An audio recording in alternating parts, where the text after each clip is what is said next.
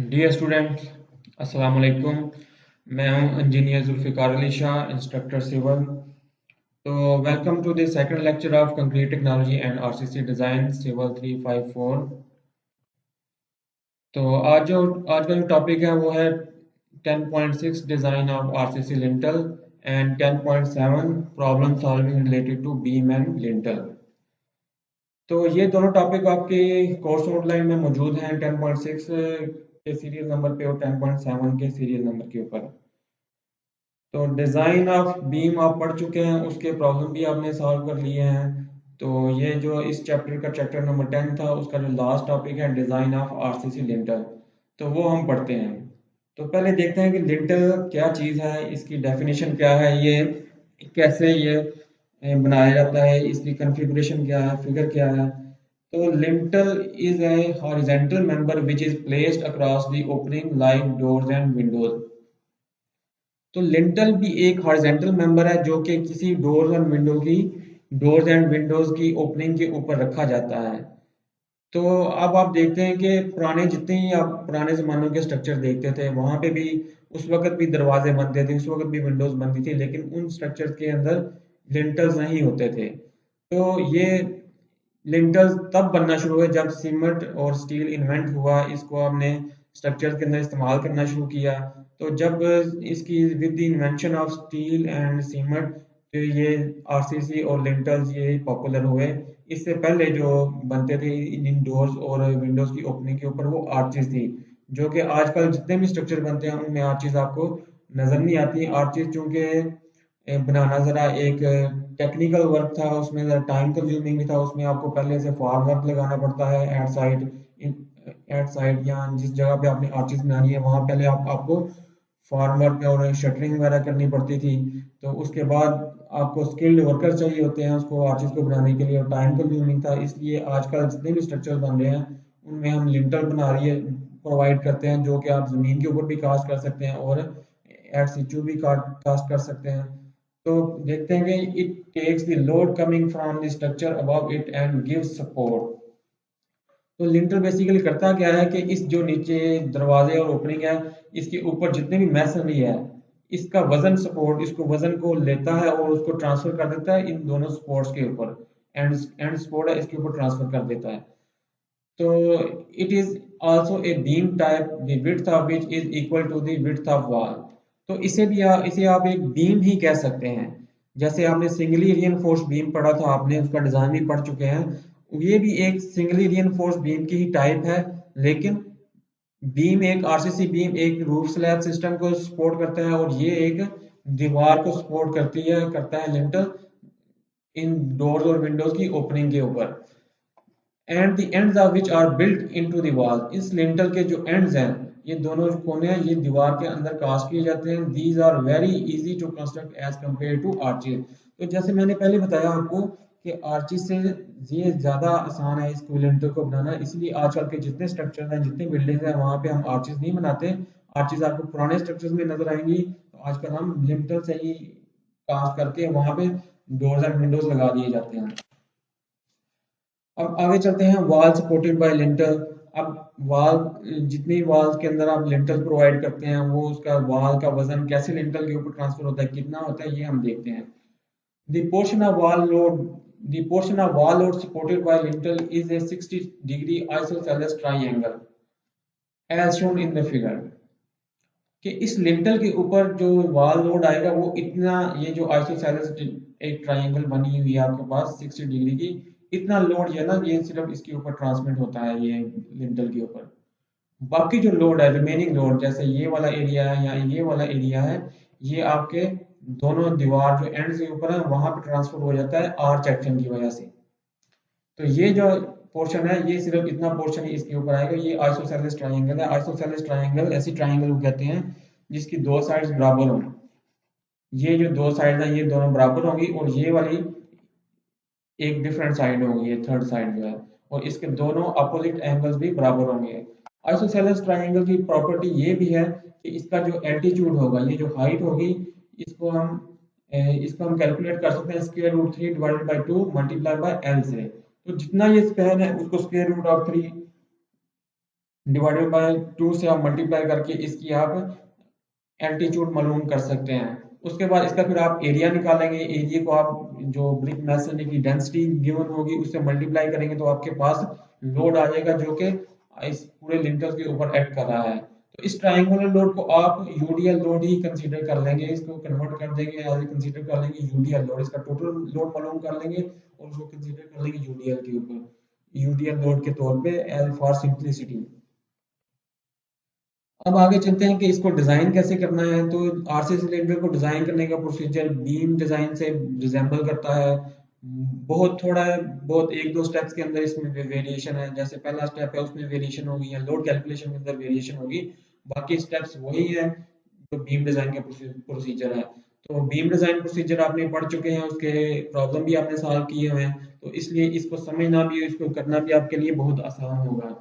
तो step number 1 में आपने मालूम करना है कैलकुलेट एच मिनिमम, कि जो ओवरऑल हाइट है सिलेंडर की, ये हाइट होती है यहाँ से बॉटम से लेकर टॉप तक जो एच मिनिमम है उसे आप पहले मालूम करेंगे। तो मालूम करने के लिए आप जो एल है एल बाई 12 कर लेंगे। अब एल क्या चीज है, बीम के अंदर जो एल गिवन होता था वो बीम में आपको पता है कि एक बीम ऐसे गिवन होता था, उसके नीचे दो आपने सपोर्ट के तौर पे वो आप दो एरोस लगा देते थे कि वो इससे आप बीम को रिप्रेजेंट करते थे उसके स्पैन को। तो वो जो स्पैन गिवन होता है बीम प्रॉब्लम के अंदर वो इफेक्टिव स्पैन ही होता था, लेकिन यहाँ पे जो स्पैन होगा उसे आप इफेक्टिव स्पैन को आपने मालूम करना पड़ेगा। आप इफेक्टिव स्पैन देखें यहाँ पे एल क्या चीज है, एल ना तो एंड टू एंड डिस्टेंस है, ना ही ये लिंटल के एंड टू एंड डिस्टेंस है, ना ही ये सपोर्ट के एंड टू एंड डिस्टेंस है, ना ही ये लिंटल के एंड टू एंड डिस्टेंस है, बल्कि ये जो बेरिंग है इसके सेंटर से लेके दूसरे दूसरे एंड की बेरिंग के सेंटर के दरमियान तक जो डिस्टेंस होगा उसे आप एल कहेंगे। तो एल फाइंड करने के लिए दो तरह की वैल्यूज आपके पास आएंगी, उसमें जो कम वैल्यू होगी उसे आप सिलेक्ट कर लेंगे। तो पहली वैल्यू होगी clear span plus thickness of wall. तो एक क्लियर स्पैन जो गिवन होगा support to support clear span given होगा, उसमें आपने इस वॉल की जो थिकनेस है वो ऐड करेंगे तो आपके पास एक वैल्यू आ जाएगी एल की। तो सेकंड वैल्यू के लिए आप मालूम करेंगे आप क्या ऐड करेंगे क्लियर स्पैन में प्लस बेरिंग। तो ये जो क्लियर स्पैन प्रॉब्लम के अंदर गिवन होगा उसमें आप एक एंड की बेरिंग आप ऐड कर देंगे तो आपके पास दूसरी वैल्यू आ जाएगी एल की क्लियर स्पैन की। तो इन दोनों वैल्यू में से जो कम वैल्यू होगी उसे आप अडॉप्ट कर लेंगे, उसे आप सेलेक्ट कर लेंगे, उसको उसी से यूज करके आप फिर आगे पूरे जो फर्दर डिजाइन का प्रॉब्लम है उसे सॉल्व करेंगे। तो स्टेप नंबर 2 पे चलते हैं। स्टेप नंबर 2 के बाद में आपने क्या करना है, फाइंड इफेक्टिव डेप्थ डी। तो इफेक्टिव डेप्थ मालूम करने के लिए वही तरीका है जो आपने बीम आरसीसी बीम डिजाइन में जैसे इफेक्टिव डेप्थ मालूम की थी वही है, total H minus clear concrete cover minus half dia of bar. इसके बाद आप स्टेप नंबर 3 पे चले जाएंगे, calculate the factor load acting on lintel.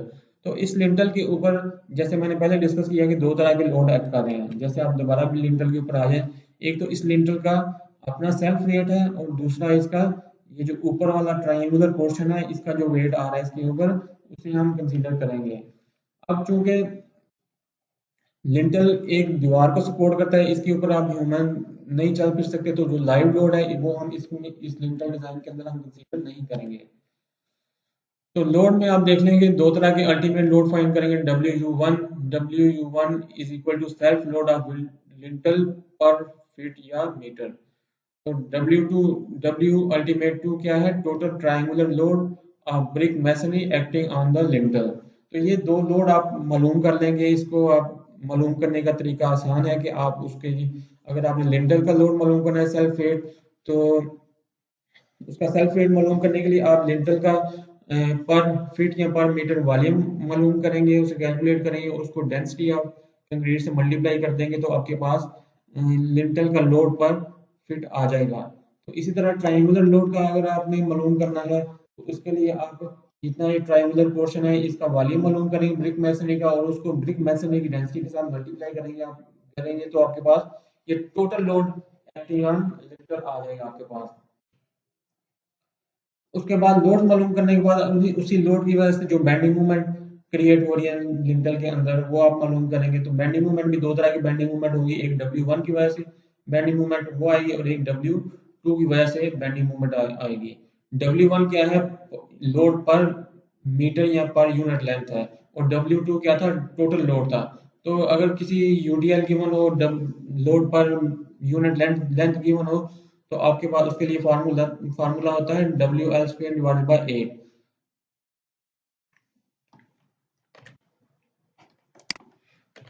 चलें, इसके बाद हम चलेंगे स्टेप नंबर 5 के ऊपर। स्टेप नंबर 5 में हमने चेक डी मिनिमम। तो यहाँ पे आप यूडीएल की वजह से जितना भी आपके पास मूवमेंट, अल्टीमेट मूवमेंट आ गया है, उसको हम अल्टीमेट मूवमेंट के फार्मूले से हम डी मिनिमम की वैल्यू मालूम कर लेंगे। तो D minimum is equal to square root of M U divided by 0.205 multiply by F C prime into B. Step number 6 पे चलते हैं। Step number 6, assume depth of stress block. तो इससे जो भी डी की वैल्यू आप अडॉप्ट करेंगे, इस फार्मूले से डी की वैल्यू मालूम करते हैं या स्टेप नंबर 2 से मालूम करते हैं, जो उसमें से ज़्यादा वैल्यू होगी उसको आप अडॉप्ट कर लेंगे और उससे आपने डेप्थ ऑफ स्ट्रेस ब्लॉक मालूम कर लेंगे ए की वैल्यू, और वो वही फार्मूला है D/3 जो आपने आरसीसी बीम में यूज़ किया था। स्टेप नंबर 6 के बाद चलते हैं स्टेप नंबर 7 में। स्टेप नंबर 7 में आप मालूम करेंगे area of steel. Area of steel को आप कैलकुलेट करेंगे। एरिया ऑफ स्टील का फार्मूला है M U divided by 0.9 multiply by F Y multiply by D minus A/2 bracket bracket. तो इससे आपके एरिया ऑफ स्टील फाइंड कर लेंगे। एरिया ऑफ स्टील फाइंड करने के बाद आप दोबारा ए की वैल्यू मालूम करेंगे एरिया ऑफ स्टील वाले फार्मूले से। तो A is equal to area of steel multiply by F Y divided by 0.85 F C prime into B. तो इसके बाद एरिया आपके पास ए की वैल्यू आ जाएगी। इस ए की वैल्यू को आपने जो प्रीवियस स्टेप नंबर 6 में जो ए की वैल्यू से अज्यूम किया था, इस ए की वैल्यू को आप उसके साथ कंपेयर करेंगे। अगर ये दोनों इनकी वैल्यू मैच कर जाती है तो आप जो स्टेप नंबर 7 में एरिया ऑफ स्टील फाइंड किया उसको आप अडॉप्ट कर लेंगे। अगर ये दोनों वैल्यू मैच नहीं करती तो आप स्टेप नंबर 7 और स्टेप नंबर 8 को एक दफ़ा सेकंड ट्रायल में रिपीट करेंगे जब तक ये ए की वैल्यू मैच नहीं करती। तो ये वैल्यू स्टेप नंबर 8 के बाद आप जाएंगे स्टेप नंबर 9 में। स्टेप नंबर 9 है check area of steel with AS minimum and AS maximum. तो एरिया ऑफ स्टील को एएस मिनिमम और एएस मैक्सिमम की वैल्यू के साथ कंपेयर करेंगे। एएस की वैल्यू इन दोनों वैल्यू के बीच में आनी चाहिए। अगर बीच में नहीं आ रही तो आप एरिया ऑफ स्टील मिनिमम या एरिया ऑफ स्टील मैक्सिमम की कोई ना कोई वैल्यू आप अडॉप्ट कर सकते हैं। तो एएस मिनिमम का फार्मूला है 200 divided by F Y multiply by B into D. इसी तरह ये फार्मूला है एफपीएस सिस्टम के अंदर। सिस्टम इंटरनेशनल में अगर काम कर रहे हैं, एमके सिस्टम में काम कर रहे हैं, तो फिर उस एरिया ऑफ स्टील का फार्मूला होगा 1.4 divided by F Y multiply by B multiply by D. And similarly AS maximum का फार्मूला है 0.375 multiply by 0.85 into beta 1 into F C prime divided by F Y multiply by B into D. तो ये formula FPS system और SA system दोनों में ये same formula होगा। इस इन दोनों एएस की वैल्यू इन दोनों वैल्यू के साथ कंपेयर करने के बाद आप नंबर ऑफ बार फाइंड करेंगे और उसको आप एक फिगर के अंदर ड्रा कर देंगे। तो इस तरह ये जो डिज़ाइन प्रोसीजर है, ये तकरीबन वही डिज़ाइन प्रोसीजर है जो आपने आरसीसी बीम में फॉलो किया था। अब आगे चलते हैं, डिज़ाइन प्रॉब्लम करते हैं। 10.9 डिज़ाइन प्रॉब्लम है। ये पेज नंबर 317 इंजीनियर मजहर अब्बास नकवी की बुक के अंदर ये गिवन है और ये एफपीएस सिस्टम में इन्होंने ये प्रॉब्लम सॉल्व की हुई है। तो देखते हैं, design a lintel with the help of following data. तो एक लिंटल को हम डिज़ाइन करते हैं जिसका डाटा गिवन है। Clear span, support to support span given है 6 फीट का है। ईच साइड बेरिंग जो कि चढ़ावा है बीम का लिंटल का वो है 7 इंचज। वॉल थिकनेस 9 इंचज की है। Gamma masonry, density of masonry given है 120 पाउंड पर क्यूबिक फीट। और कैरेक्टरिस्टिक स्ट्रेंथ ऑफ कंक्रीट की वैल्यू गिवन है 3000 psi और यील्ड स्ट्रेंथ ऑफ स्टील की वैल्यू गिवन है 40,000 psi। सोल्यूशन की तरफ चलते हैं। सोल्यूशन में स्टेप नंबर 1 हम सॉल्व करते हैं। एच मिनिमम की value is equal to L/12। तो L/12 is least of clear span plus thickness. और क्लियर स्पैन की वैल्यू आपके पास गिवन है 6 फीट और थिकनेस ऑफ वॉल है 9 इंचेस। तो आपके पास एक L की वैल्यू आ जाएगी 6 फीट एंड 9 इंचेस। इसी तरह इफेक्टिव स्पैन का दूसरा फार्मूला जो था उसको यूज करते हैं। L is equal to clear span plus bearing. तो क्लियर स्पैन की वैल्यू 6 फीट गिवन है और बेरिंग की वैल्यू है 7 इंचेस। तो इन दोनों को ऐड करेंगे तो आपके पास वैल्यू आ जाएगी 6 फीट एंड 7 इंचेस। तो इन दोनों में जो कम वैल्यू होगी, जो लीस्ट वैल्यू होगी, उसको हम अडॉप्ट कर लेंगे। Adopt L is equal to 6 feet 7 inches. और इस 7 इंचेस को अगर आप फीट में कन्वर्ट कर देंगे, 7 इंच को आप 12 से डिवाइड करेंगे तो आपके पास 6.58 फीट आ जाएगा। अब चलते हैं एच मिनिमम की वैल्यू फाइंड करते हैं। एच मिनिमम में आपने इफेक्टिव स्पैन जो 6.58 फिट है वो वैल्यू सब्स्टिट्यूट करनी है 6.5 फीट 58 फीट डिवाइडेड बाय 12 और इसको हमें मल्टीप्लाई बाय 12 करना है क्योंकि जितने भी आपके सिस्टम में आप सॉल्व करते हैं प्रॉब्लम उसको हम इंचेस में सॉल्व कर रहे हैं, तो आपने इंचेस में इसकी वैल्यू को लेके आना है आंसर को। तो इसलिए आपने जो ये फिट है इसको 12 से मल्टीप्लाई कर देते हैं तो ये दोनों 12 के साथ कैंसिल आउट हो जाता है और 6.58 इंचेस की वैल्यू आ जाएगी आपके पास। इसको आप राउंड ऑफ कर दें, राउंड ऑफ करके 6.5 इंचेस की वैल्यू आप H minimum age H minimum adopt कर दें। अब स्टेप नंबर 2 में आपने इफेक्टिव डेप्थ मालूम करनी है। इफेक्टिव डेप्थ का फार्मूला है H minus concrete cover minus half dia bar. तो 6.5 इंचेस आपके पास एच आपने फाइंड की थी स्टेप नंबर 1 में, उसमें से माइनस कर दे कंक्रीट कवर, उसमें से माइनस कर दे हाफ डाया बार, और हाफ डाया बार की वैल्यू यहाँ पे होगी 0.25 इंचेस क्योंकि लिंटल में आप ज़्यादातर हाफ इंच का स्टील यूज करते हैं, तो इसलिए हाफ डाया बार हाफ इंच का हाफ होगा 0.25 इंचेस। तो इससे आपके पास इफेक्टिव डेप्थ की वैल्यू आ जाती है 4.75 इंचेस। तो अब इफेक्टिव डेप्थ की वैल्यू आ जाएगी आपके पास। अब स्टेप नंबर 3 में आपने लोड्स को कैलकुलेट करना होता है, तो W1 आप मालूम करेंगे। W1 क्या है? Self load of RCC lintel. तो सेल्फ लोड का मालूम करने के लिए आप वॉल्यूम ऑफ कंक्रीट पर फीट फाइंड करेंगे, उसको डेंसिटी ऑफ कंक्रीट से मल्टीप्लाई कर देंगे तो आपके पास सेल्फ लोड आ जाएगा। तो वॉल्यूम ऑफ कंक्रीट पर फीट के लिए 1 फीट लेंथ होगी, 9 इंचेस इसकी विड्थ है और 6.5 इंचेस हाइट है।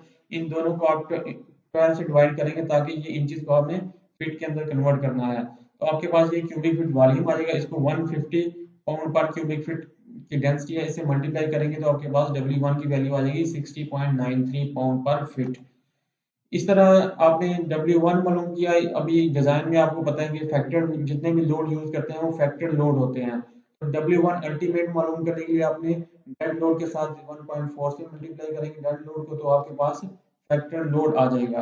तो W1 ultimate is equal to 1.4 multiply by 60.93 is equal to 80.3 pound per feet आ जाएगा आपके पास। अब W2 मालूम करते हैं। W2 क्या था? Total triangular weight of masonry.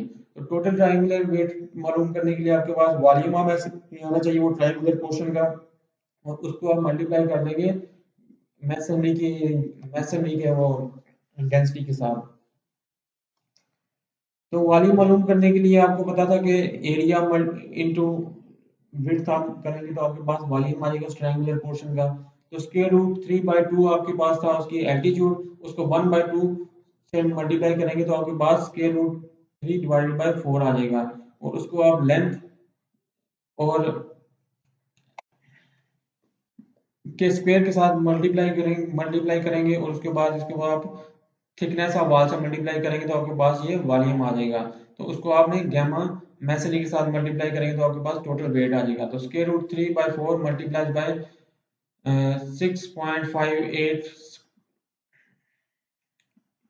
6.58 इसकी इफेक्टिव लेंथ थी, उसके square multiply by 9 divided by 12। जो थिकनेस ऑफ वॉल थी वो आपको पता है कि 9 इंचेस थी, उसको डिवाइड कर दें 12 के साथ और उसको गामा मैसनरी के साथ मल्टीप्लाई कर देंगे तो 120 था गामा मैसनरी, तो आपके पास वेट आ जाएगा 1687.31 पाउंड। अब इसी ट्रायंगुलर लोड को आप फैक्टर लोड में कन्वर्ट कर लें। फैक्टर लोड मालूम करने के लिए आपने क्या करना है? W2 को आपने 1.4 फैक्टर से मल्टीप्लाई करेंगे तो आपके पास फैक्टर लोड आ जाएगा। तो W2 ultimate is equal to 1.4 multiply by 1687.31, तो आपके पास फैक्टर लोड आ जाएगा 2362 पाउंड। तो ये नोट करेंगे आप, ये जो आपने मालूम किया था प्रीवियस स्लाइड के अंदर, ये जो लोड था आपका ये पर फिट लोड है, और ये वाला जो लोड है आपका ट्रायंगुलर लोड ये टोटल लोड है। तो इसीलिए आप मोमेंट मालूम कर लें। मोमेंट मालूम करने के लिए W1 ultimate L square divided by 8 का फार्मूला यूज करेंगे W1 के लिए, क्योंकि ये पर फिट लोड था और ये टोटल लोड है, इसलिए W2 के लिए L स्क्वायर की बजाय ओनली सिर्फ L से मल्टीप्लाई करेंगे WL बाय 8। तो इन दोनों को में वैल्यू सब्स्टिट्यूट करने से आपके पास MU की वैल्यू आ जाएगी 2404.39 pound per feet, sorry pound feet. तो मोमेंट आ गया आपके पास, तो इससे आपने डी मिनिमम की वैल्यू देखेंगे कि डी मिनिमम की वैल्यू कितनी आती है। डी मिनिमम का फार्मूला यूज करेंगे square root of MU divided by 0.205 FC prime B।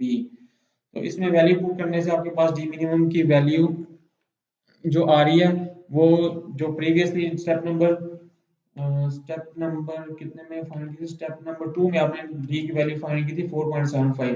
तो इस फार्मूले से जो डी की वैल्यू आ रही है वो स्टेप नंबर 2 में जो डी की वैल्यू फाइंड की थी उससे कम आ रही है। तो हम अडॉप्ट कर लेंगे, जो इन दोनों में वैल्यू में से जो ज्यादा वैल्यू होगी उसको हम अडॉप्ट कर लेंगे फॉर कैलकुलेशन पर्पस। उसके बाद इस जो अडॉप्टेड वैल्यू है इसको लेके हम आगे आगे फर्दर जो प्रॉब्लम है इसको सॉल्व करेंगे। तो स्टेप नंबर 6 में आपने डेप्थ ऑफ स्ट्रेस लॉ को अज्यूम करना होता है। तो assume A is equal to D by 3, वही फार्मूला जो डी में यूज करते हैं। तो डी की वैल्यू आपने डॉट की है 4.75, तो 4.75 divided by 3 is equal to 1.58 inches. इसी ए की वैल्यू को यूज करके आप एरिया ऑफ स्टील की वैल्यू फाइंड करें। Area of steel is equal to M U divided by 0.9 multiply by F Y bracket D D minus A by 2 bracket. तो इनमें value इनमें एम यू की, D की और ए की वैल्यू सब्स्टिट्यूट करें तो आपके पास एरिया ऑफ स्टील आएगा 0.202 इंच स्क्वायर। अब स्टेप नंबर 8 में हमने ए की वैल्यू को कैलकुलेट करना है। पहले आपने स्टेप नंबर 6 के अंदर आपने ए की वैल्यू को अज्यूम किया था और स्टेप नंबर 8 में हमने ए की वैल्यू को कैलकुलेट करना है। तो A is equal to area of steel multiply by F Y divided by 0.85 F C B. तो इसमें ये वैल्यू सब्स्टिट्यूट करें इन सब की, तो इससे इससे आपके पास ए की वैल्यू आ जाएगी 0.352 इंच। तो अब आप देखें जो आपने पहले अज्यूम किया था ए की वैल्यू वो थी 1.58 इंचेस। तो नेक्स्ट स्टेप में आ रही है 0.35 इंचेस। अब ये 0.5 इंचेस से ज्यादा का डिफरेंस है। तो अब ये जो पिछले जो स्टेप्स हैं इनको आप ट्रायल 1 का नाम दे दें। अब 7 और 8 स्टेप को आप दोबारा रिपीट करें जब तक ए की वैल्यू प्रीवियस वैल्यू के साथ क्लोज नहीं आ जाती। तो हम स्टेप नंबर 7 दोबारा रिपीट करते हैं। आप इसमें ए की वैल्यू, ये जो कैलकुलेट ए की वैल्यू है ये पुट करेंगे, ये वैल्यू ये इसमें पुट कर दी तो बाकी वैल्यू वही रहेंगी। तो इससे आपके पास एरिया ऑफ स्टील की वैल्यू आ जाएगी 0.175 इंच स्क्वायर। तो इससे हम दोबारा ए की वैल्यू को चेक करते हैं कि ए की वैल्यू कितनी आ जाएगी। ए की वैल्यू को वही फार्मूला यूज करेंगे तो उससे आपके पास आ गया 0.3 इंचेस।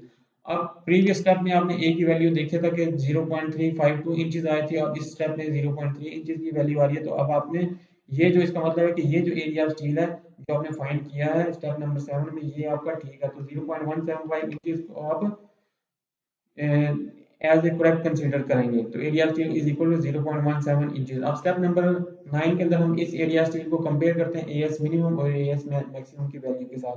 तो एएस मिनिमम का formula 200 divided by F Y multiply by B into D. इनमें वैल्यू सब्स्टिट्यूट करें, वैल्यू पुट करें इनकी, तो इसके बाद आ जाएगा आपके पास एएस मिनिमम की वैल्यू आ जाएगी 0.21 इंच स्क्वायर। तो अब आप देखेंगे जो आपने कैलकुलेट किया था एरिया स्टील वो आ रहा है 0.175 इंच स्क्वायर और ये जो आपने एएस मिनिमम की वैल्यू है 0.21 इंच स्क्वायर।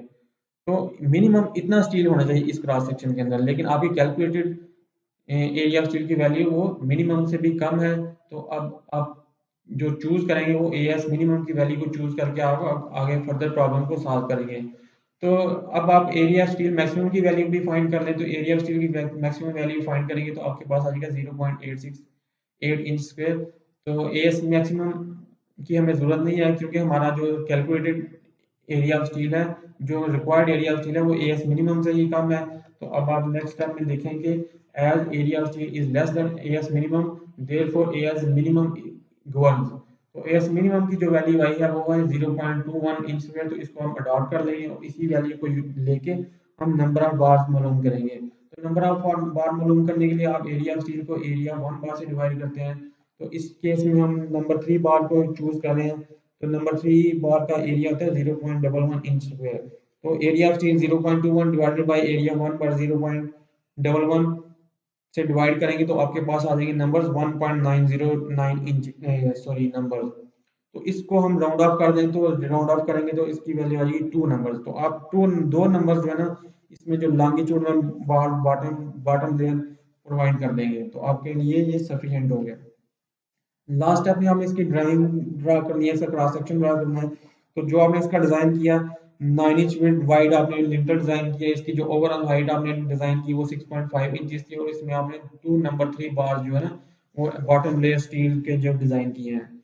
तो इसके साथ ही ये जो आज का टॉपिक है वो अपने इख्तिताम पे पहुंचता है। अगर कोई किसी स्टूडेंट को कोई क्वेश्चन हो वो इस वीडियो के नीचे कमेंट कर सकते हैं, मुझे पर्सनल टेक्स्ट करें, मैं उसका आंसर दूंगा, आपको पूरा एक्सप्लेन करने की कोशिश करूंगा। तो अब नेक्स्ट लेक्चर में हम मिलेंगे इंशाल्लाह। अल्लाह हाफिज़।